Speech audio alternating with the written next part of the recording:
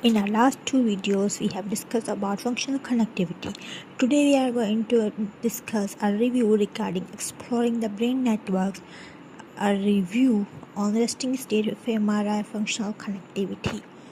As we already understand that functional connectivity helps us understand how neuronal activity in one part of the brain is related to activity in another part, even if they are far apart. This is crucial because it reveals insight into our brains integrate information and how that affects our behavior. Interestingly, changes in functional connectivity can also happen in neurodegenerative disease.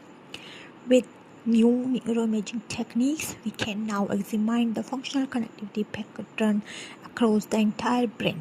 One of the most popular methods, which I already told, is resting state fMRI, which measures how different brain regions activate together while a person is at rest. The second part they shows about functional connectivity resting state fMRI. Here they shows the importance of using resting state fMRI.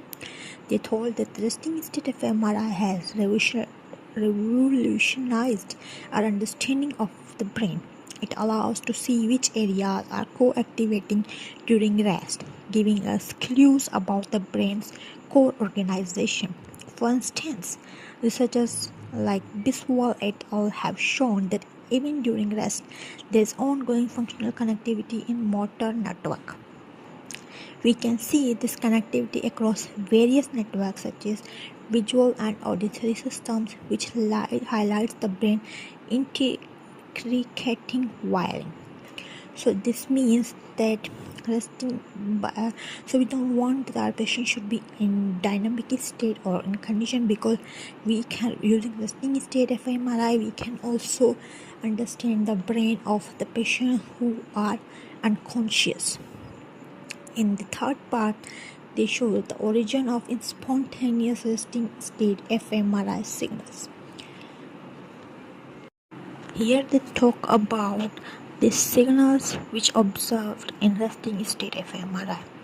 These signals often show low frequency oscillations, typically between 0.0 to 0.1 Hz. There is some debate about where these oscillations come from, whether they are due to psychological processes or actual neuronal co-activation.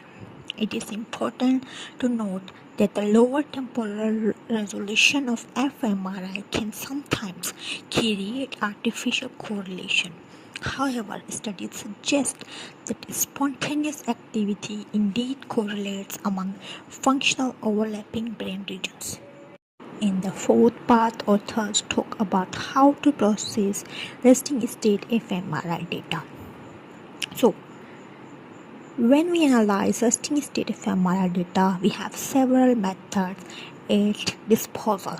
One common approach is the seed method, where we correlate the time series of a specific brain regions with others to create a connectivity map. This method is straightforward, but it is limited to the seed region we choose. On the other hand, model-free method like principal component analysis (PCA) and independent component analysis (ICA) explores whole brain connectivity patterns without predefined regions. These methods help us to identify independent sources that explain the resting state patterns and can show us a broader view of the brain connectivity. Seed method you can usually use when you already know the known biomarkers. Then they talk about the key networks which can be shown in the resting state fMRI, which includes the motor, visual, attentional, and default mode networks. Recent researches even suggest that there are sub-networks within these larger networks, each serving specific functions.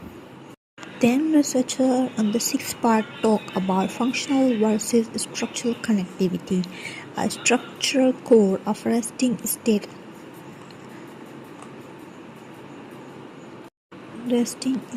connectivity. Here they link the functional connectivity and structural connectivity. They're showing functional connectivity is closely tied to structural connectivity in the brain. White matter trails act like highways, facilitating communication between different brain regions.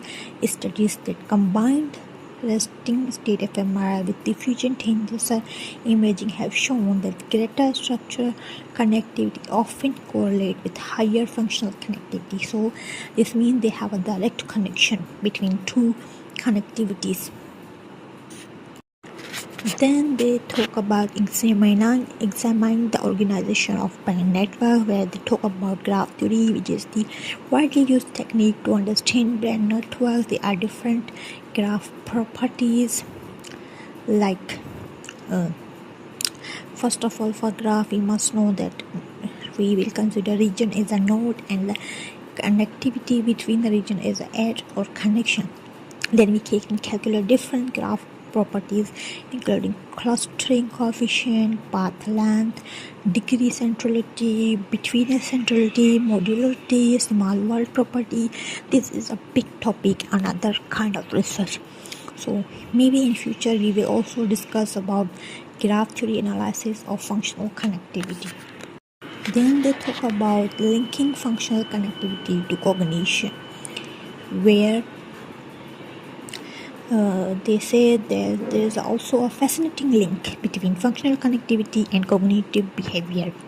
For example, the default mode network is associated with the process like thinking and reflecting. Higher activity in this network often correlates with more creative and independent thought. Moreover, an efficient network organization is linked to better cognition performance, suggesting that our brain connectivity may even relate to our intelligence. Then they talk about functional connectivity and neurological and psychiatric brain disorders. So here they show the impact on neurological and psychiatric disorders. So they say that let's touch on how resting state fMRI studies are shedding light on neurodegenerative and psychiatric disorders. Researchers indicates that these conditions often affect interconnected cortical networks rather than isolated regions. For instance, Alzheimer's disease is associated with decreased connectivity in the default mode network, while schizophrenia often features widespread disconnection. This means each disease are differently affecting brain functional connectivity. So you can get the biomarkers, which I already told that this due to disorders, brain have altered functional connectivity. And last, if we talk about summary of this article or the conclusion, so the brain is a complex network of interconnected regions that work together to share information. Resting state fMRI has provided us with invaluable insights into these functional connections. By understanding how this network operates, we can better grasp their role in both healthy brain functions and various disorders. So thank you for your attention. I hope you will like it.